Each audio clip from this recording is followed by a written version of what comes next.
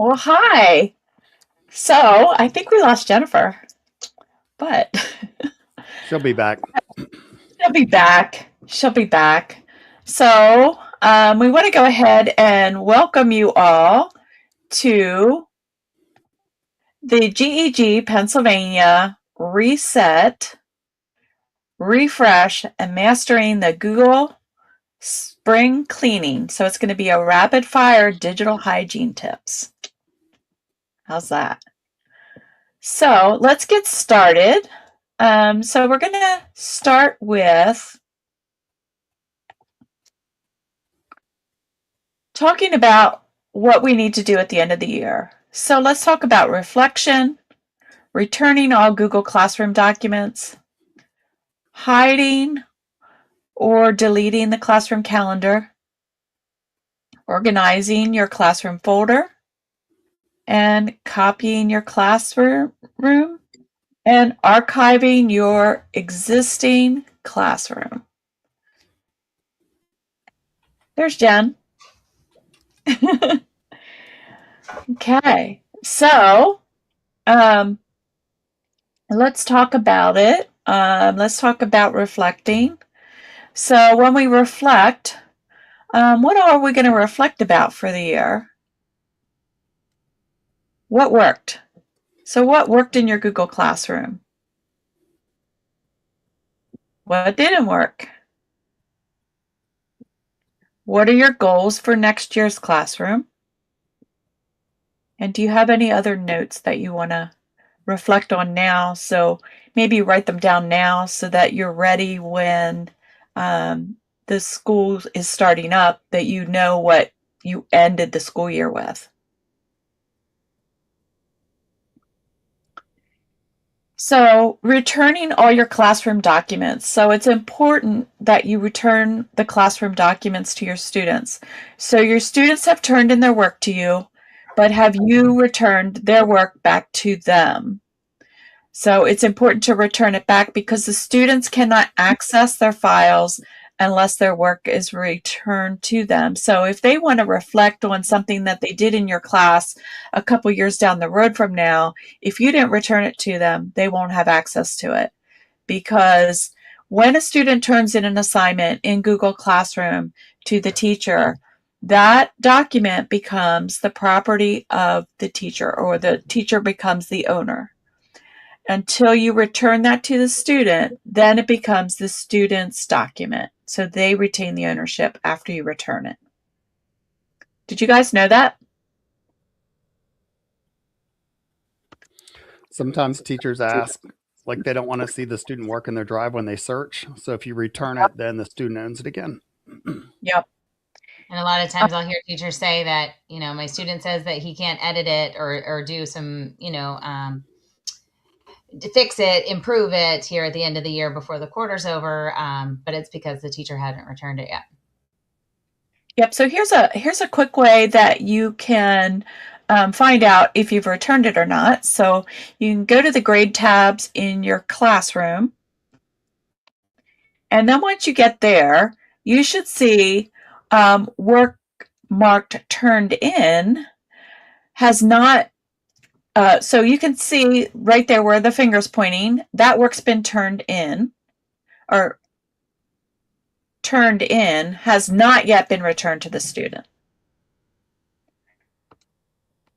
So what you need to do is you need to check the three dots next to the name of the assignment and select Return All. So when you return all, then you're returning everything in that whole assignment for all of your students at once. Once it's been returned to the students, it's marked with a check mark. So if you see that check mark, you know that you've returned it.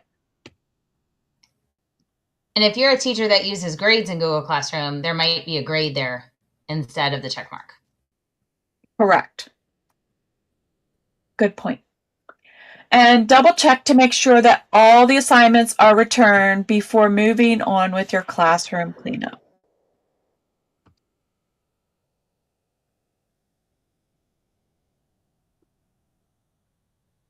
Jen, this is you. Okay, so along with all of our great Google Classrooms, which if when you're a teacher that teaches multiple subject areas over multiple years, you end up with quite a few Google Classrooms. And every single time you make a Google Classroom or you join a Google Classroom, you get a free calendar. And that calendar kind of lingers in your calendar space for quite some time until you decide to do something with it. So the options that you have, and I know I had a colleague today that I was reviewing this with and said, "Oh my gosh, thank you," because my phone defaults to my Google Calendar, and all these old calendars are sitting there at the top. They're not the ones that I necessarily want to see and view. So we have a couple options on how to just quickly hide them. If you would like to delete these classroom calendars, and again, these are for any subjects that you've taught, any classes, any clubs. Anytime you make a Google Classroom, there's one there, and you can delete your classroom calendar. And then if you have so many, I have an option to do it in bulk.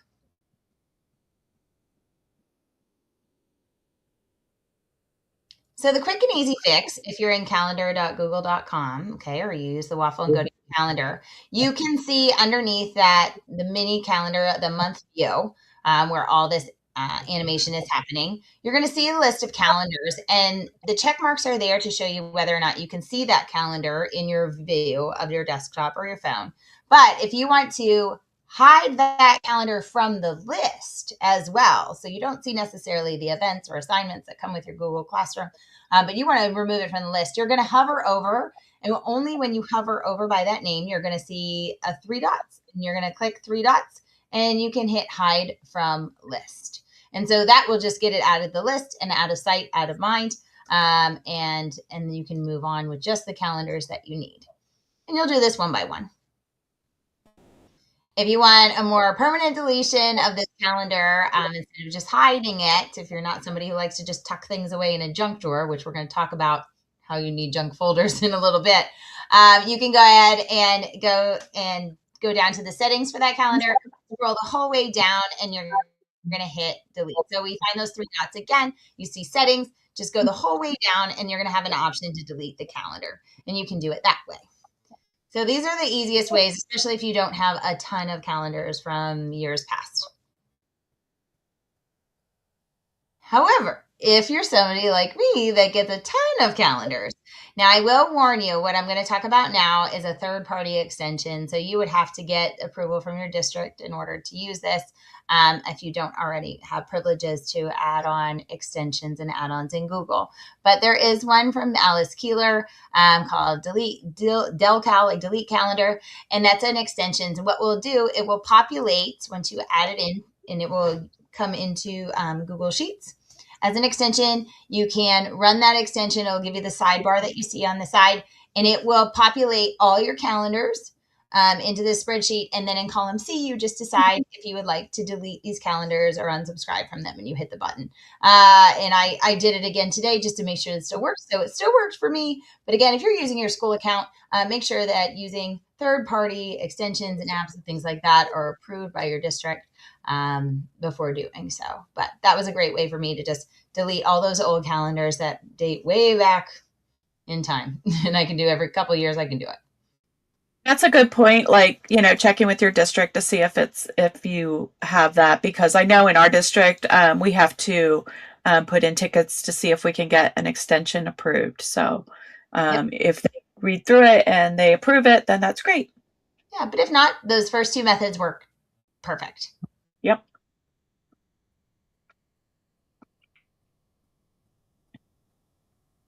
Okay, Jen. And then we talked about hoarding things like calendars. You don't want to hoard your calendars. They get messed up in the list, but we are going to ask you to be a bit of hoarders. And so does Google when it comes to the folders that are automatically created. So from what I understand from the Google Admin Console, as soon as you're designated a teacher in the Google Admin Console, then you get privileges to use Google Classroom as an instructor. Then once you do that and you begin to make your own classrooms, you're going to get a folder that's called Classroom.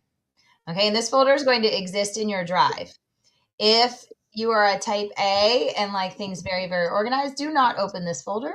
There's going to be a folder for every single class. And I think I went in and took a screenshot and I changed the dates. Like I have them going back to 2015 is my first folder in the classroom folder. And then within those folders are the works and templates of all the assignments of all the classes. So that's kind of a box that if you're willing to open and look at, you can. Sometimes we use it to share assignments. I did a video project with 6th grade, so we're going to find that folder through Classroom and change some permissions and ownerships of in a particular assignment, not this Google Classroom folder, but a particular assignment so that they can use it in a few years. So this classroom folder, just don't touch it. Don't touch it, don't touch it, don't touch it. Because if you do, it can be trouble. It can be trouble. It really can be trouble. So just hide it. You drag it down. You can. I actually had mine renamed when I called mine Google Classroom, but I wouldn't even experiment with that. I would just keep it and know that you can't touch it. I wouldn't put anything into it. I wouldn't take anything out of it. Just leave it be. So if you want to hide it even further, we have a couple ideas. So you can put your current classroom folders into a school year folder.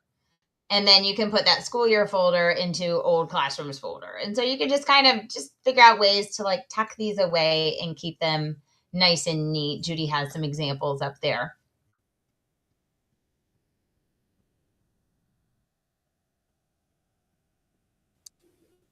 So think about it. Oh, go ahead. Oh, sorry. That's in you, Drive itself, it is possible to have so much stuff in your Drive that your Drive will get so slow that it will like time out and it'll look like it won't work anymore. So if you're a person that doesn't have any folders, or like Jen said, you've been using Google Drive for over 10 years, you may need some folders. One thing that I found helpful is a folder that you call it archive, junk drawer, old stuff.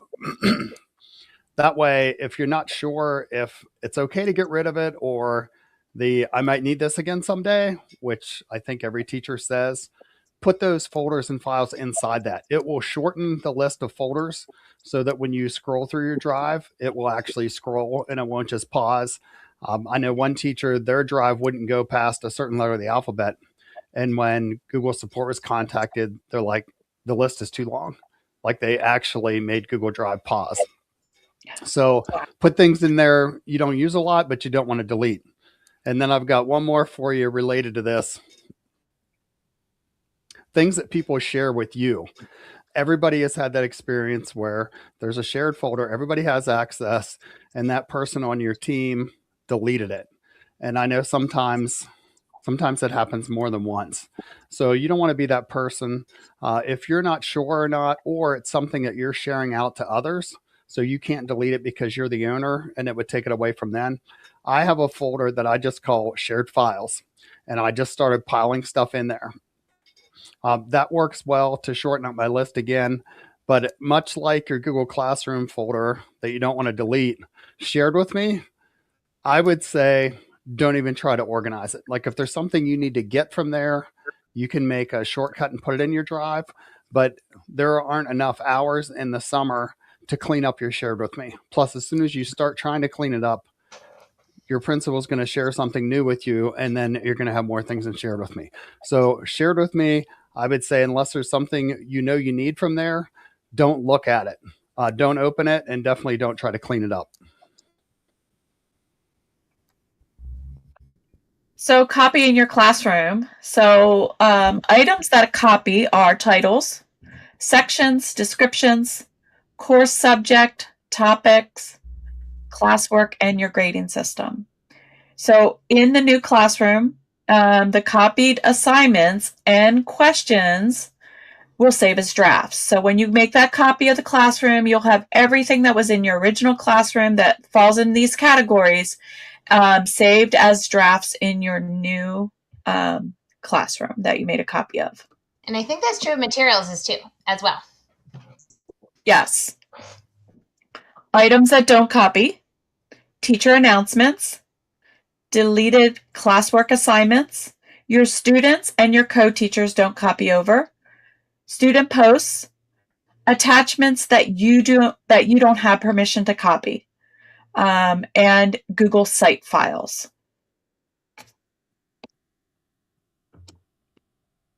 So when you're ready, what you're going to do is you're going to go to the tile in Google Classroom.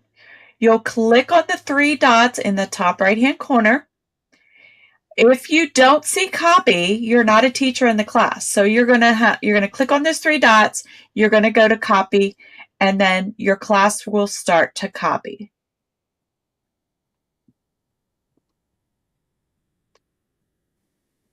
And that process can take a while.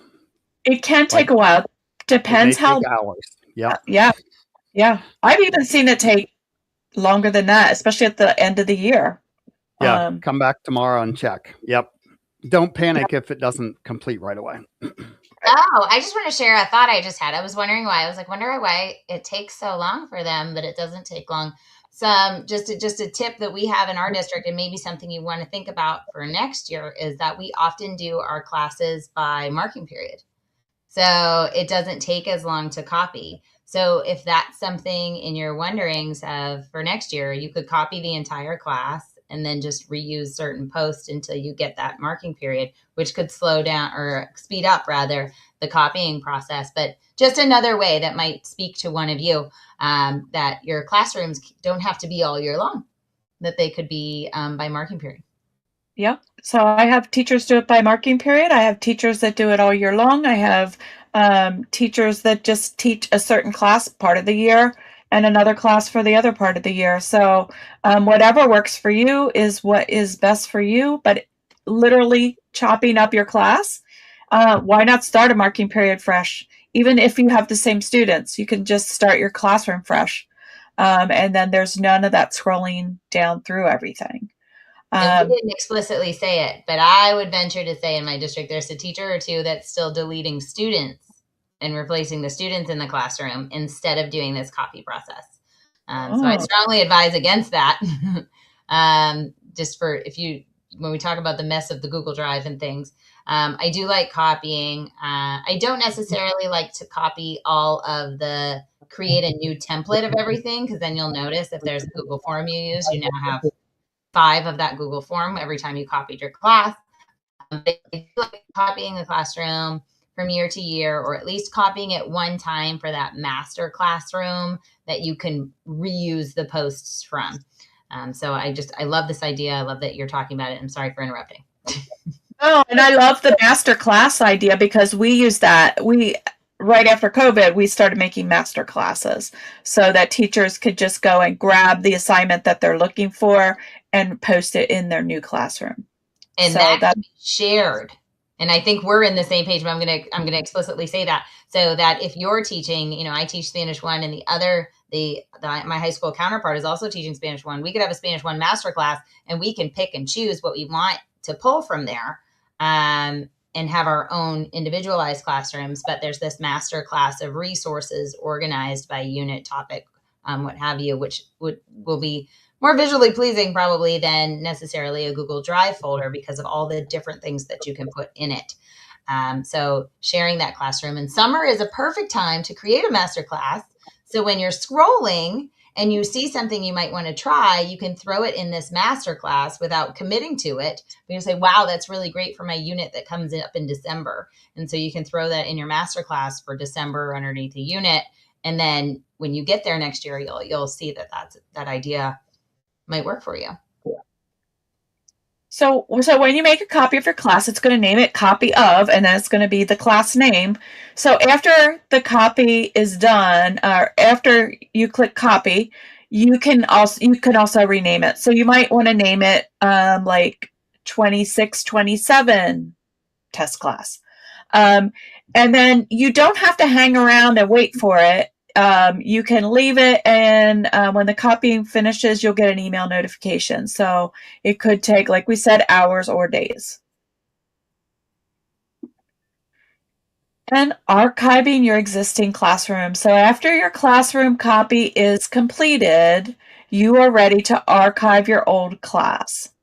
So Once it's archived, the class will no longer appear in the active class pages for the teacher or for the students.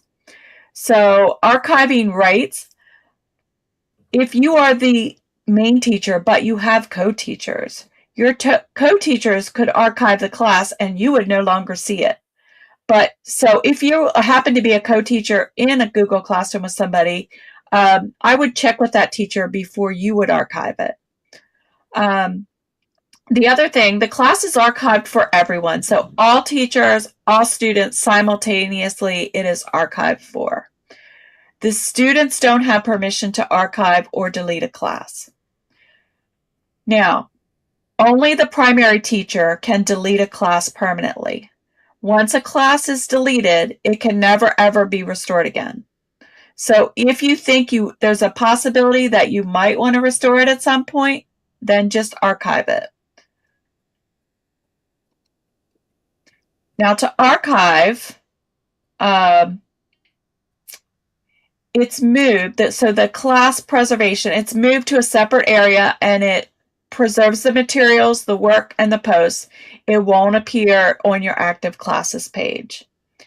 The materials in the drive, the access to the materials in the drive remains, like we said before, it includes all the assignments and the attachments. It's going to be in your Google Drive in that classroom folder. And then access and restoration, everyone can view the archived class, but it has to be restored to be used again.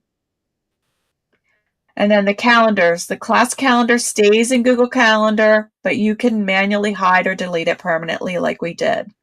So, and archives classes will exist until they're deleted.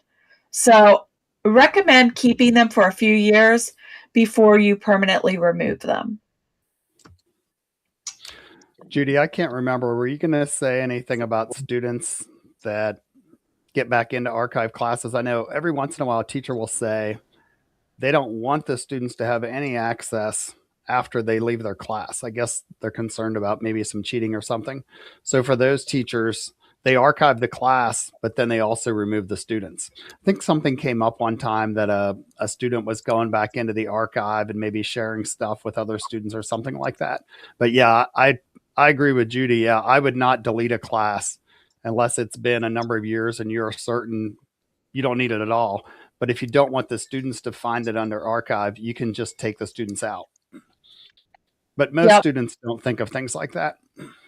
No, of course not. I love the idea of taking students out because in archiving, like that double protected, because none of us, well, I shouldn't say none of us, but a lot of us are not looking at our Google Classroom notifications over the summer. And so the last thing you want is for students to be inappropriately interacting with each other on your platform, whether you allow them to post or comment.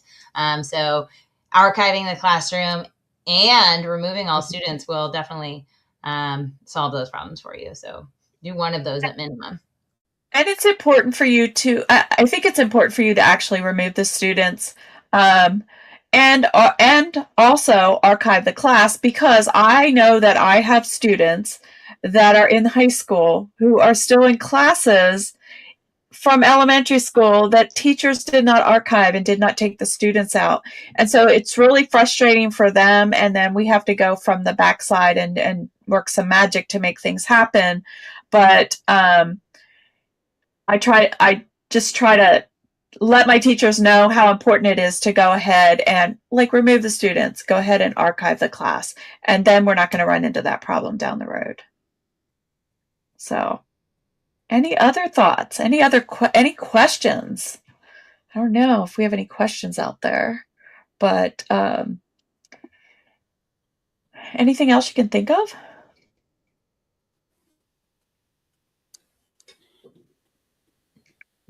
Okay. Not for me. That's all good stuff.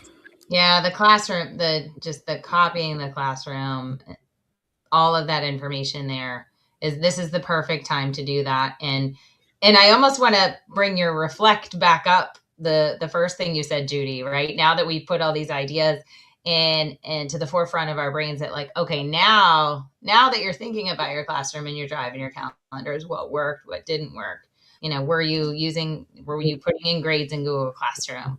or, were you returning work all the time? So creating that mental or physical, to-do list for August, and getting started on any of that now, be it your Google Drive or the classrooms.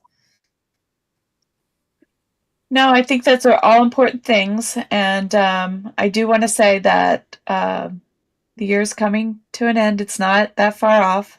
So really think about doing this before you actually leave the building. If you don't want to deal with it later, get it done before you leave. And that's it. Sounds good. Wonderful. I hope everyone has a great break. And I'll be working all summer. Same. Oh, do we want to mention about our new platform? Maybe we should. Yes. It's a great time to do that. So we have a new platform. Let's see. I'm going to try to pull it up. If you want to talk about it for a second, let me try to pull it up a while.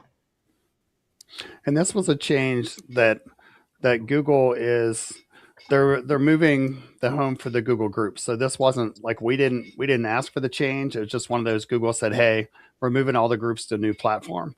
So if you're familiar with Google groups in your district or you're a member of our original Google group, at some point I expect that's going to be turned off or not be available. So if you were relying on the old group, get into the new platform as soon as you can, because like for this, we'll stop putting information in the old one and you won't get those emails anymore. So jump over to the new one and sign in with your Google account. So you can get here easily by going to Google for educommunity.com. And then once you're in there, you're going to go to visit the communities. Well, I'm going to log in as myself and all my other things. Okay. That's so you're an going to impressive list of logins. A lot of Judy's. All right. So yeah, that's awful. Anyway, don't let that bother you. I'm going to click on visit the communities. Now I have access to some communities that you won't have, but what you're going to do here is you're going to go down to the global Google Educator group here, and you're going to join or visit the hub here. And once you get in and you're logged in, you're going to see, first of all, this is the global Google Educator group. So this is where everybody from all around the world is posting some things. And so you're going to see GEG Italy has come online. We just completed a series of level 1 and level 2 certification study hubs. So you can go here, you can see all the recordings and summaries. But to get to the Pennsylvania one, if you go here at the top and go to groups, you're going to see all the many GEGs that are out there. We were one of the first that were in here, but now we're kind of moved down because it's alphabetical, but you can filter by name. So if you type in Pennsylvania, or just type in Penn, then you get Pennsylvania, and then you can click on Pennsylvania and you can see what's happening. What? Reset and refresh, mastering Google spring cleaning. How about that? So you can see that as of right now, we only have 19 members. So I need you to go on here and get an account or just log in with your Google account and then become a member. So when you go to the Pennsylvania GEG, you're going to be able to join here and subscribe. And so that's how you'll be in our group. And then as we post things, you'll get notifications that we've posted something in our group, as well as being able to see what's going on in the global GEG. And then we're going to start conversations in here. So hopefully we can get to the point where we're going to start conversations and we're going to talk about the gems that Eric Kurtz just came out with.